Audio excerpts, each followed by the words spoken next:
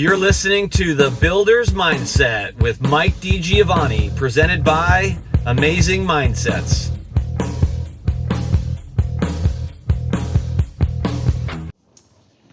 Welcome back again to what will be our final episode of the year. This should be coming out on December the 30th, and it's almost New Year's Eve. It's almost 2025, and I figured I would do an episode on New Year's resolutions. Did you know that a very small percentage of the population actually does New Year's resolutions? I can't remember the exact data, and part of the reason I can't remember the exact data is because the last time I looked it up, there's different studies and you get all kinds of different data. But what's consistent in the data is that few people do them. I recently read that most New Year's resolutions are either around fitness or dieting. And something like, I think they call it like the second week of February. I think it's like February 17th or 19th is considered Quitter's Day, because by that time, something like 90% of the people have given up and stopped their New Year's resolutions. And what's interesting is if you are in the fitness world of things, and I'll probably do a video about this and maybe we'll do something funny about this, but if you're generally in the fitness world and you work out at a gym, let's say 2, 3, 4 times a week, you know what happens in January, right? The gym is mobbed because of those people who make those New Year's resolutions surrounding fitness and diet. They all get a membership, they show up, 24-hour fitness, LA Fitness, Planet Fitness, they all love it because they lock you into a 1-year contract, usually. That's very hard to break. And you use the equipment for, at most, 2 months. And then they got their money, and then you're paying for the rest of the year. And so very few people, though, like relatively speaking, I think it's well less than half of the population actually makes New Year's resolutions. 90% of the people who make New Year's resolutions usually drop them or stop engaging with them by February. I think it's February 17th or February 19th.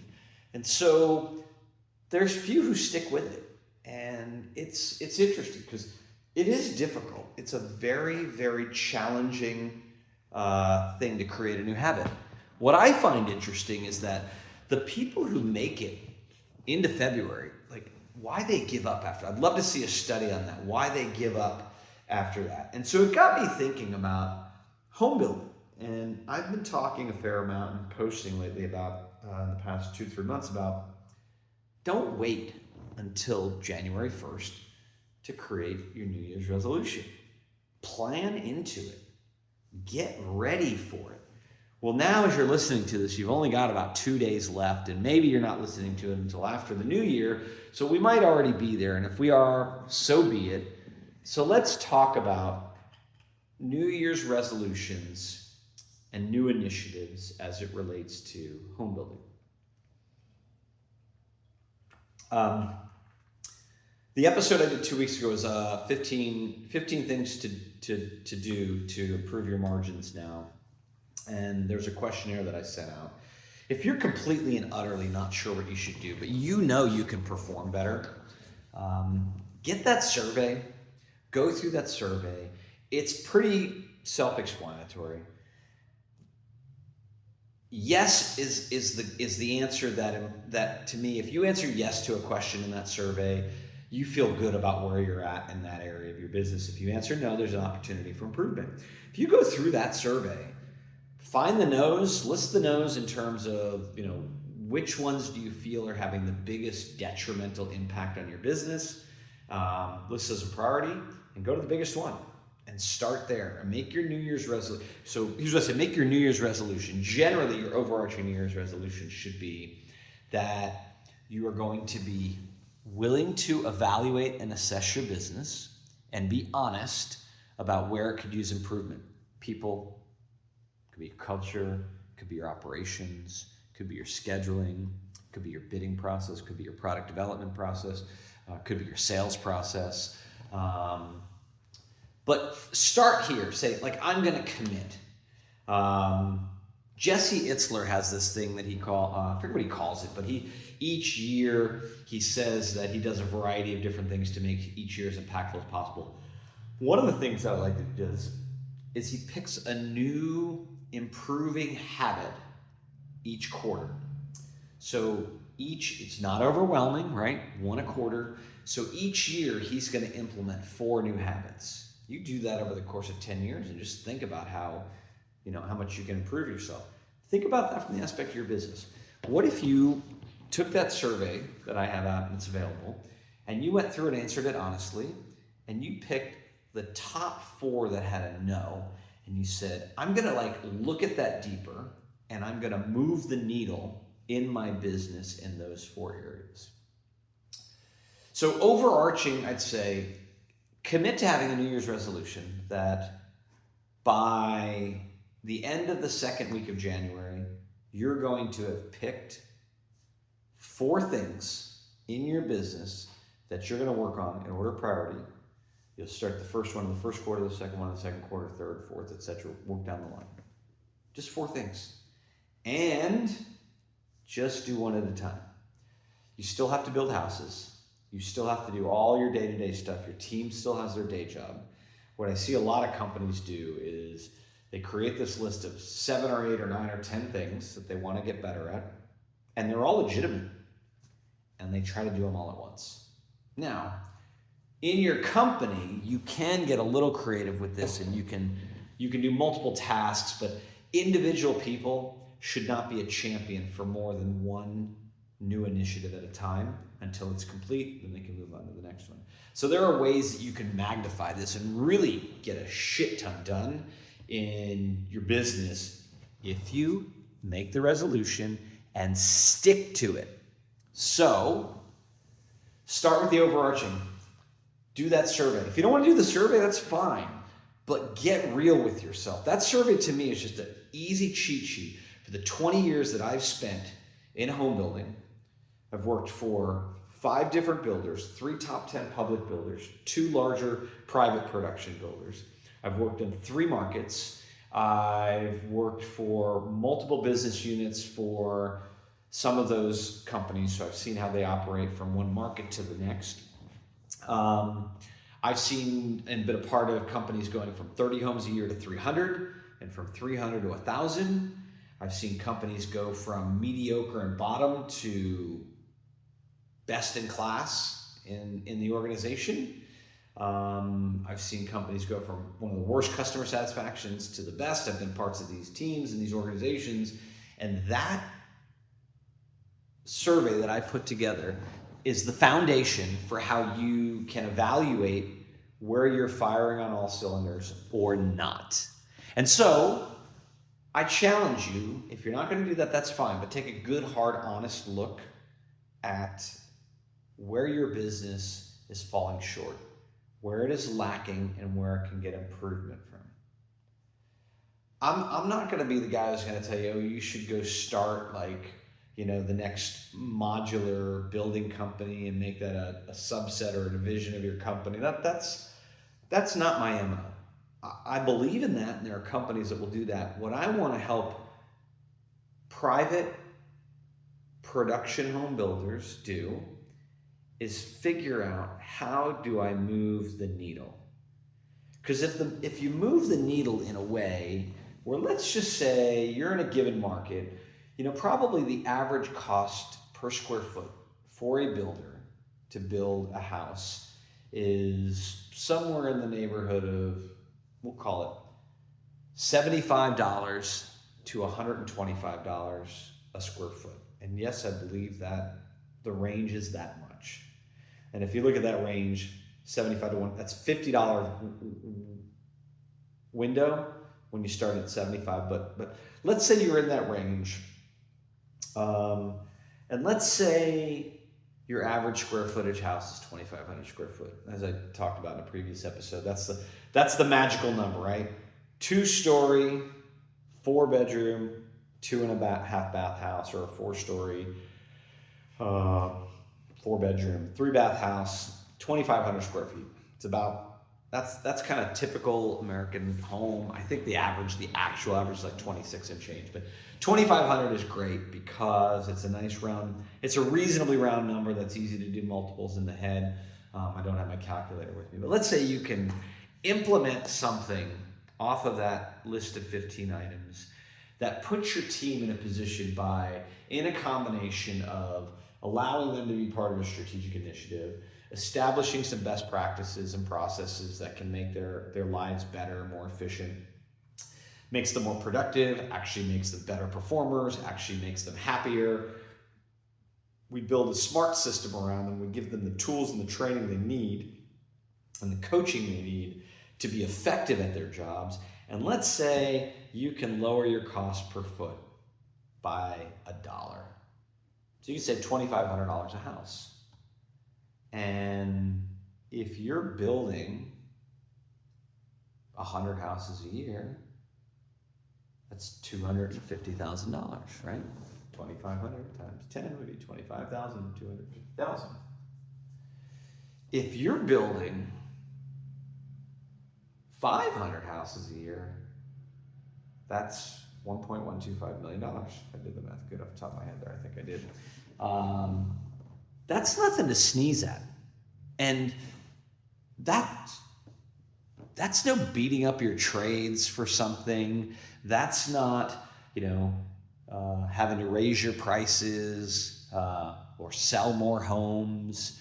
And, and I think everything that I have in that 15 question survey is centered around trying to optimize your business so that you set yourself up for the best chance of success. Now, I think $1 is completely and utterly doable. $1 square foot, totally doable. $100 a foot house, we're saying 75 to 125. It's 1%. 1%. If you're running aggressive, and I don't think anybody's building a house for $50 a foot anymore. Anybody. Last time I saw a 5 in front of the number that it cost to build a house, it was 2018,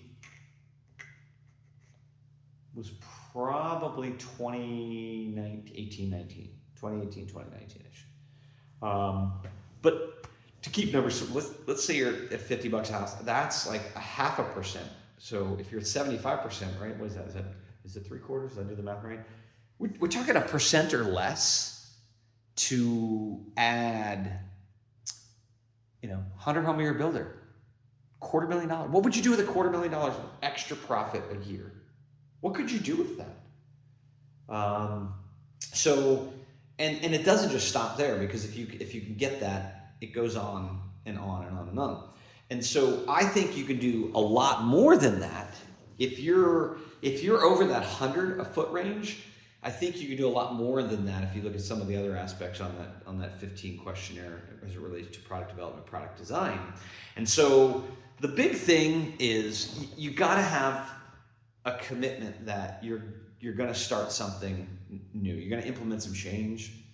You've got to then look at the options you have in front of you,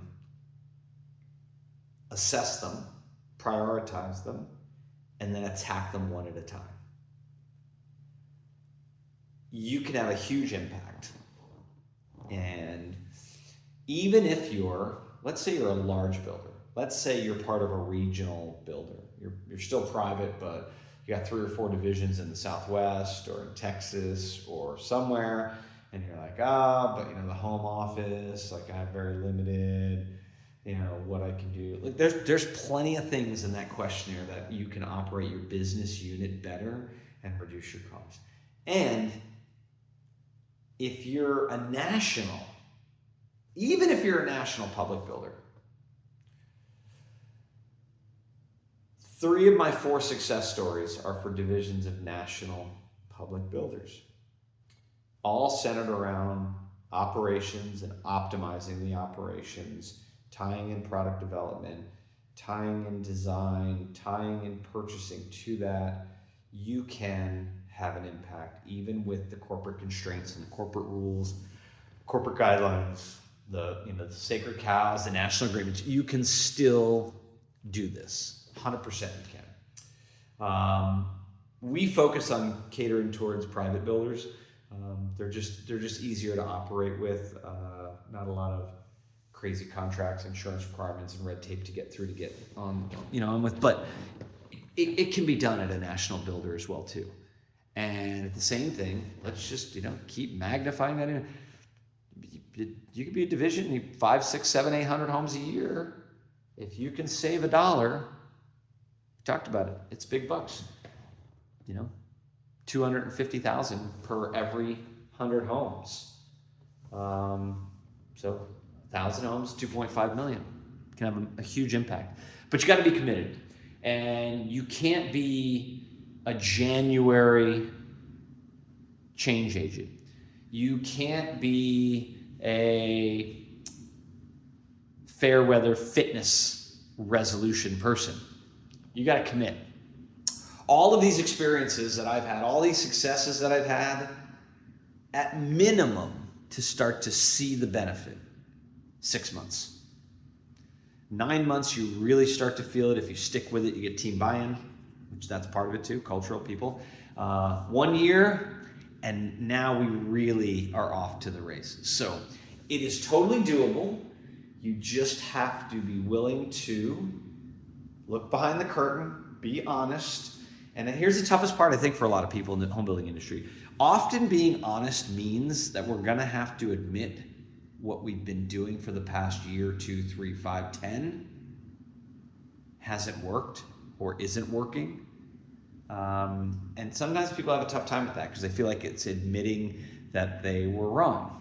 It's admitting that they made mistakes. So if it makes you feel any better, you can always say what we did then worked then. And then isn't working now, so we have to change. So think about your operation, what's going on, what you can do. Be honest with yourself. Make the list, prioritize the list, and then one by one, attack the list with a level of endurance that somebody who had to run 100 miles would go after it.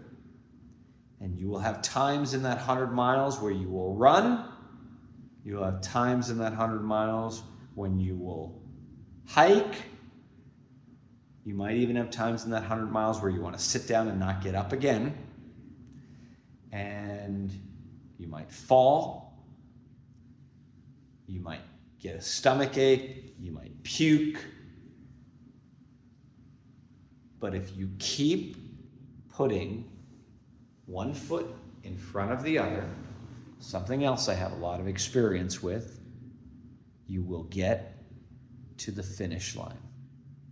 That I can promise you, if you keep showing up, keep focus on the goal, and don't let Quitter's Day in February derail all of the great work you've done up to that point and all of the great work you can do beyond that point, and then all of the profit and the performance and the side benefit of how happy your team will be, because it will be easier for them to execute that new strategy that is easier and making you more money.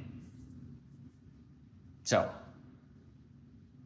make a New Year's resolution to analyze your business and pick 4 things that you're going to work on quarter by quarter. At least do that, one at a time. Okay, we hope you enjoyed this episode, and we will see you next year. Have an amazing day, and have an amazing New Year's Eve, New Year's Day. Talk to you soon. You're listening to The Builder's Mindset with Mike DiGiovanni, presented by Amazing Mindsets.